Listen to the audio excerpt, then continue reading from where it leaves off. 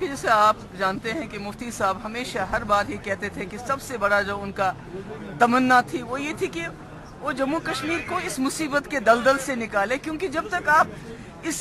मुश्किल से बाहर नहीं निकल आएंगे तो तरक्की का होना मुमकिन नहीं है। तो इसलिए वो पॉलिटिकल प्रोसेस और डेवलपमेंट प्रोसेस को साथ साथ लेना चाहते थे, पर बदकिस्मती से उन्हें मौका नहीं मिला। और अब हम कोशिश कर रहे हैं, मैं और मेरी जमात, जो मेरे बाकी वज़रा हैं, हम मिलके कोशिश कर रहे हैं कि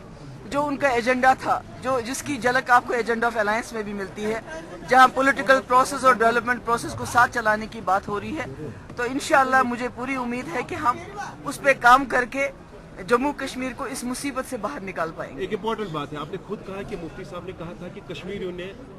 अव्वल से ही मुसीबतें देखी है, और 6 महीने भी यहाँ हमने आपको पता है किस तरह का माहौल रहा है, लेकिन उसके बावजूद आज लोगों का इतना जो हुजूम है,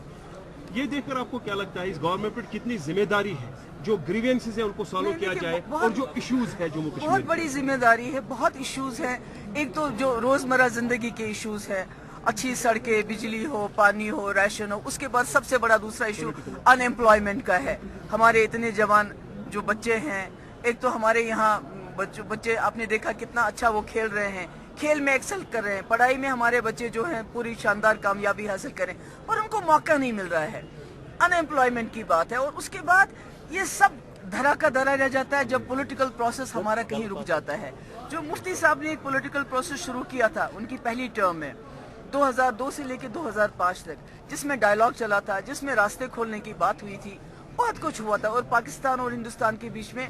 एक अच्छा माहौल बना था, सीज फायर हुआ था। पर बदकिस्मती से उसके बाद जो सरकारें चाहे यहाँ आई या दिल्ली में, वो प्रोसेस आगे नहीं चला। और जब मुफ्ती साहब ने फिर 2015 में सरकार संभाली तो उनको जीरो से